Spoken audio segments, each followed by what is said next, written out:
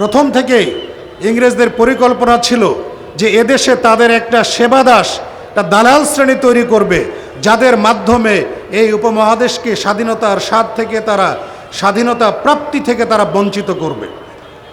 এই জন্য 1757 থেকে 1837 সালের মধ্যে ইংরেজরা তাদের চিন্তা চেতনায়, শিক্ষা দীক্ষায় এই উপমহাদেশে এমন একটি দালাল শ্রেণী সৃষ্টি করতে সমর্থ হয়েছিল, যারা চিন্তা চেতনায়, শিক্ষা দীক্ষায় তাদের মুখপাত্রের ভূমিকা পালন করেছিল।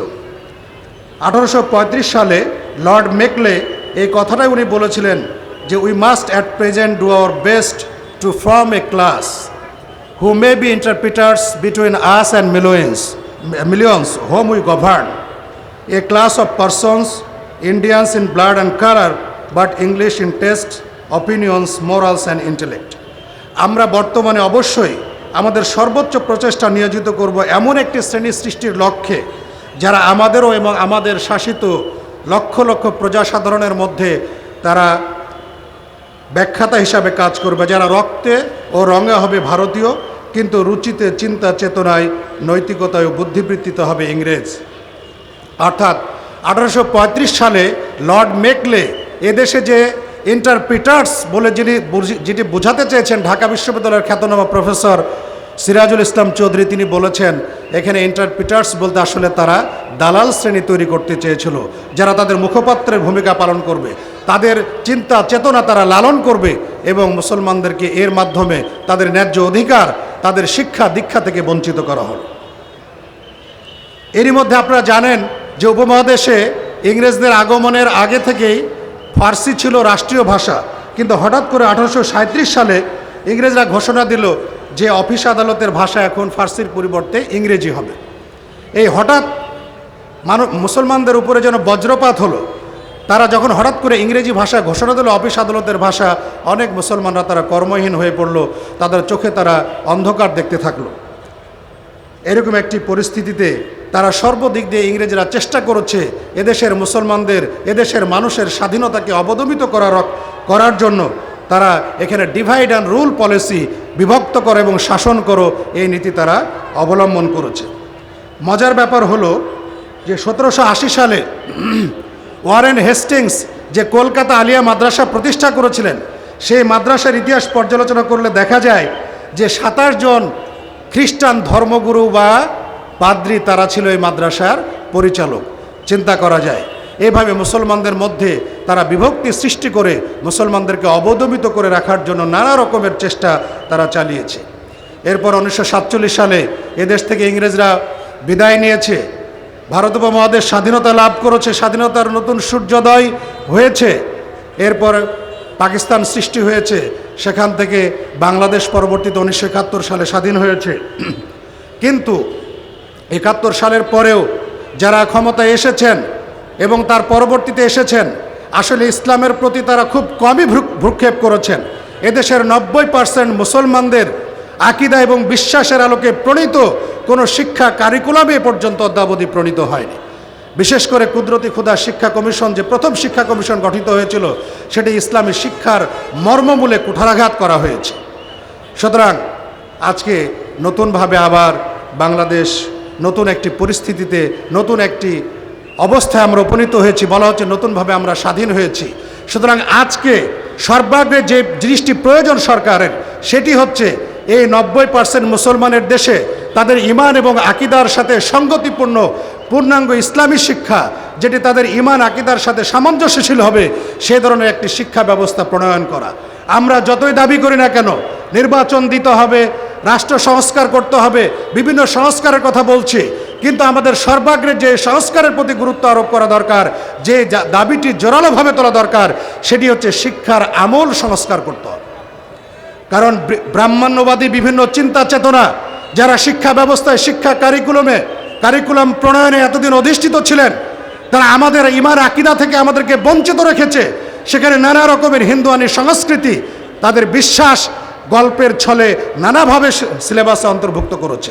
সুতরাং এগুলোকে আজকে আমাদের এই তাবলিগ ইজতেমা থেকে আমরা দাবি জানাবো যে পূর্ণাঙ্গ ইসলামী শিক্ষা ব্যবস্থা এদেশে চালু করতে হবে, তবেই আমাদের ঈমান এবং আকীদা হেফাজত হবে।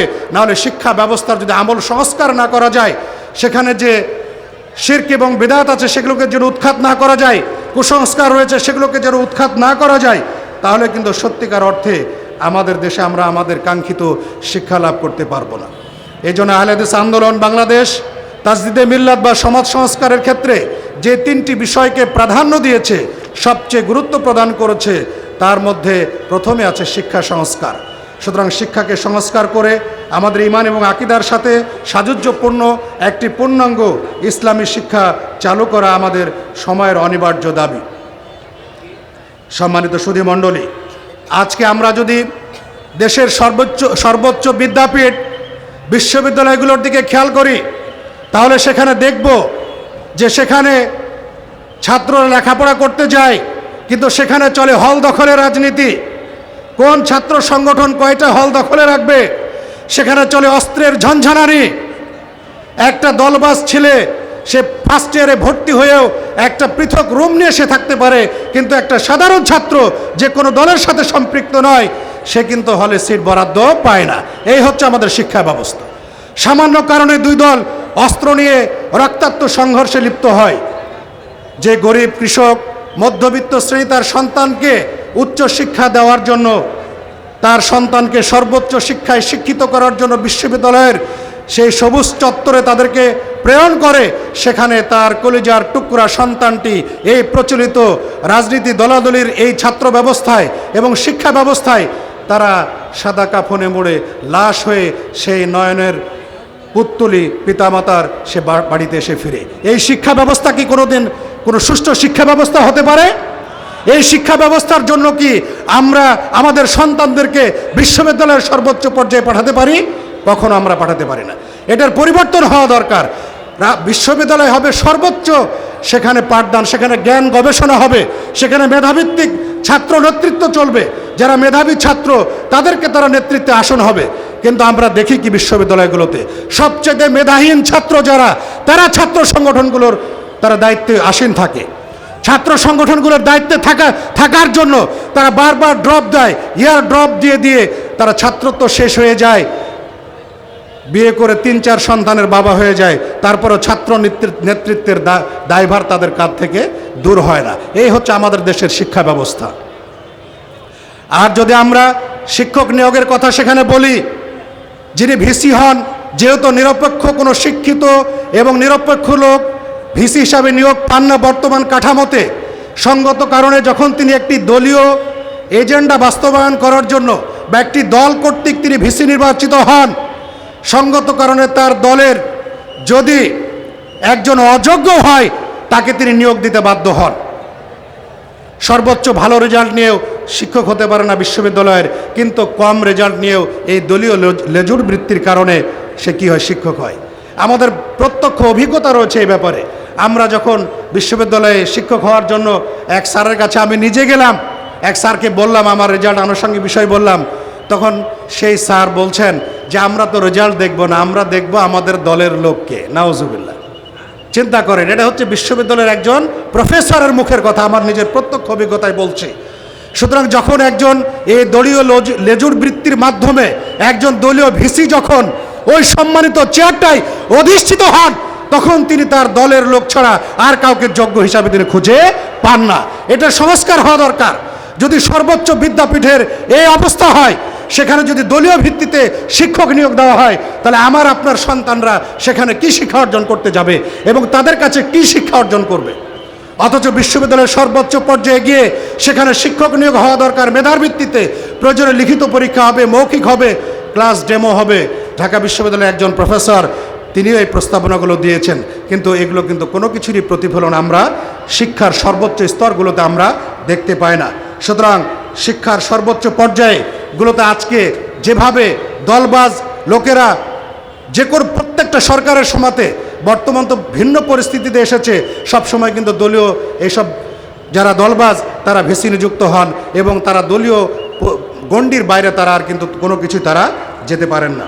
সেই জন্য আমাদের দাবি থাকবে যে শিক্ষা প্রতিষ্ঠানগুলোতে যেমন মেধাভিত্তিক ছাত্র নেতৃত্ব প্রবর্তন করতে হবে, তেমনিভাবে সেখানে নির্দলীয় এবং যোগ্য ব্যক্তিদেরকে ভিসি নিযুক্ত করতে হবে। বহু যোগ্য শিক্ষক বিশ্ববিদ্যালয়ে থাকেন, তারা ভিসি হতে পারেন না, অথচ অযোগ্য শিক্ষকদেরকে ভিসি নিযুক্ত করা হয় বর্তমান ব্যবস্থাপনায়। এই ব্যবস্থায় অবশ্যই অপনোদন হওয়া দরকার। সম্মানিত সুধী মণ্ডলী, আমরা দাবি জানাবো যে আমাদের যারা মেয়েরা রয়েছে, আমাদের বোনেরা রয়েছে, তারাও শিক্ষা অর্জন করবে। তাদেরকে শিক্ষার আলো থেকে বঞ্চিত করা যাবে না, তাদেরকে চার দেয়ালের মধ্যে আটকে রাখা যাবে না।